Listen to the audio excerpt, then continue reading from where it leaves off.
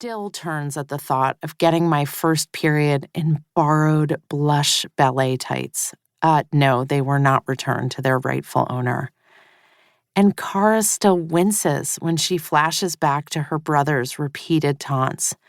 "You're so flat the walls are jealous."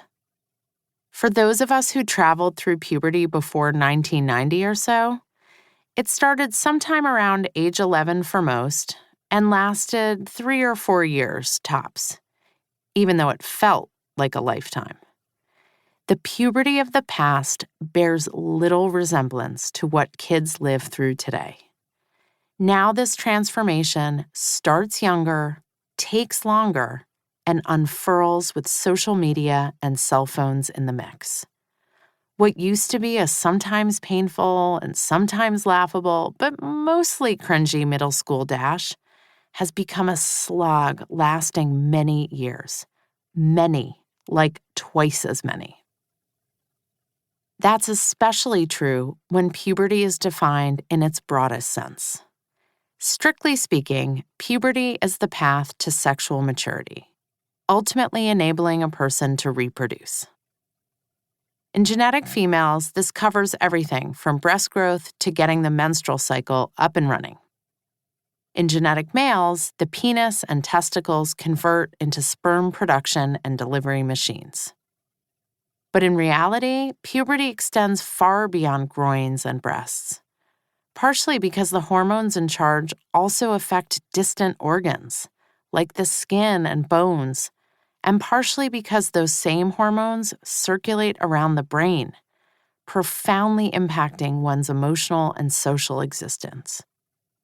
This explains why puberty is credited, or blamed, for everything from hair sprouting up across the body, to pungent odors making their debut, to reckless decision-making, to eye rolls so deep it's not entirely clear the pupils will come back into view.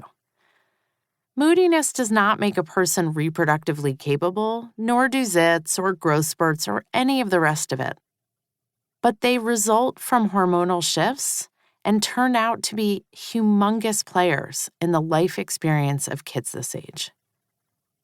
This is why we define puberty broadly, including sexual maturation for sure, but also all of the other shifts that happen in and around the body on account of the hormonal surges that lend themselves to sexual maturation.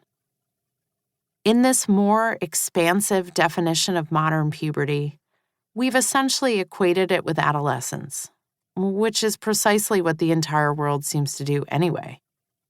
It's this whole kettle of fish that's taking longer. Body changes, emotional shifts, and friend dramas too.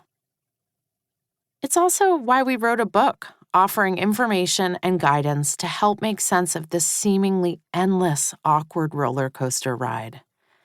Puberty gets a bad rap for many reasons, but one of the biggest is that a pubescent child is not a sweet baby anymore. When they start to stink and whine and make choices that baffle us, they are also moving away from being cuddly and dependent. Don't be fooled. Tweens and teens still need their adults to love and support them, maybe more than they ever did. Living through puberty can be confusing, uncomfortable, and scary. Kids need information and reassurance. They need love and affection.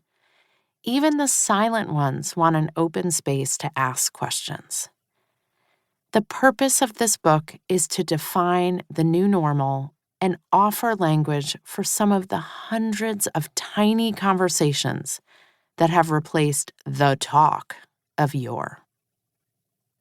Starting with Chapter 3, there are 4 parts to each chapter in this book.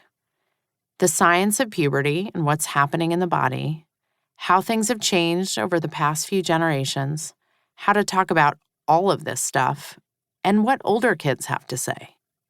These youth voices of wisdom are a peek into how today's kids think, what they experience, and what they need. Storytelling from kids recently out the other side to help avoid painfully awkward moments. Lest you